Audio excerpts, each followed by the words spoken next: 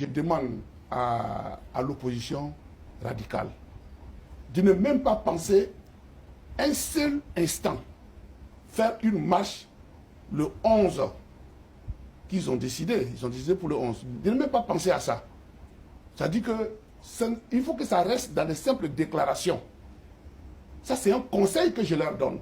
La Côte d'Ivoire, ce n'est pas un jeu d'enfants. Et s'ils marchaient? Ils ne vont pas marcher. La Côte d'Ivoire, ce n'est pas un jeu d'enfants. C'est-à-dire quand on leur parle, ils ont l'impression qu'on s'amuse peut-être. Eux, ils ne s'amusent pas. Ah non, mais nous aussi, on ne s'amuse pas. C'est parce que je ne m'amuse pas que je les mets en garde. Vous voyez, je n'ai pas envie de dire encore ce que j'ai dit. Sinon, la répétition est pédagogique. S'ils sont garçons, ils n'ont qu'à répéter, ils n'ont qu'à dire qu'ils vont marcher le 11. S'ils sont garçons, ils n'ont qu'à dire qu'ils vont marcher le 11.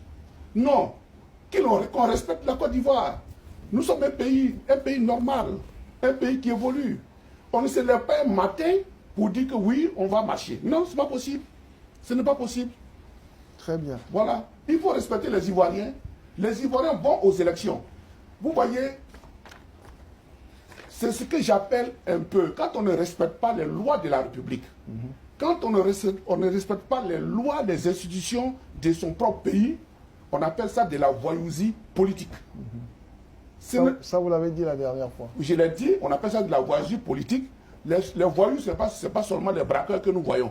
Mais ceux qui ne respectent pas au niveau politique, au niveau démocratique, au niveau de leur propre pays, ceux qui ne respectent pas les institutions, les règles de la République, on les appelle les voyous politiques. Et je ne veux pas que nos opposants, même s'ils sont des opposants radicaux, qu'on pense, qu'on les voit, qu'on les traite de voyous politiques. Parce que je pense qu'ils ne le sont pas. Et donc je leur donne des conseils clairs, des conseils d'un frère qui est très gentil, qui ne se hasarde pas à lancer un mot d'ordre de grève. Très bien. De marche. De marche, pardon. Très bien. Papa n'est propriétaire de la Côte d'Ivoire. Papa qui détient la clé de la Côte d'Ivoire et qui détient les pieds des Ivoiriens. Vous dites quoi? C'est avec votre pied qu'on va marcher. C'est avec votre pied qu'on va prendre pour sortir. Papa n'est propriétaire de Côte d'Ivoire. Ça dit Côte d'Ivoire là, ce sont tes parents qui t'ont légué ça. C'est toi seul qui vis dans Côte d'Ivoire là. Il y a moi son visage là-bas. Excusez-moi, hein, mais il mérite cela. Carrément, il dit, il m'en garde. Il m'en garde à qui? Tu penses que nous les Ivoiriens, on a oreille actuellement? On n'a pas oreille. Le 11, on va sortir. Si tu es garçon, hein, ton gros ventre, ton visage, on dirait, ils ont mal pilé foutu là. Faut te mettre devant. Tu n'as pas croire. Faut te mettre devant. Faut pas chercher où tu vas creuser ton trou de rat là pour rentrer. Faut venir mettre en garde aux gens. Tu es camarade de qui? Côte d'Ivoire appartient à ton grand-père, à ton père. Ou bien c'est toi qui détiens la clé de la Côte d'Ivoire. C'est toi qui détiens la clé c'est toi qui détiens le pied des Ivoiriens. On va sortir na pire. Si tu es garçon, faut sortir avec ton visage confondu. On dirait ils ont mal pilé foutu là. Faut venir te mettre devant. Tu n'as pas croire. Faut rassembler ceux qui t'ont envoyé pour venir sur plateau télé là. Faut les mettre devant. Tu n'as pas croire. C'est occasion ça on cherche.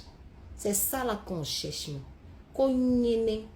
Que je m'en regarde. Et puis en plus il ajoute, il est tellement gentil. Tu es gentil ou ton gentillesse, ta gentillesse n'a pas aller faire ça avec tes enfants. Ado là c'est ton père. Ado là c'est ton papa. C'est pour lui pays là. C'est pour lui la Côte d'Ivoire. Viens te mettre devant avec ton gros ventre, on dirait ils ont rempli béton dedans. Viens te mettre devant, visage confondu, on dirait c'est ton front ils ont mis devant là. Viens te mettre devant, on t'attend. Papa n'a propriétaire de Côte d'Ivoire.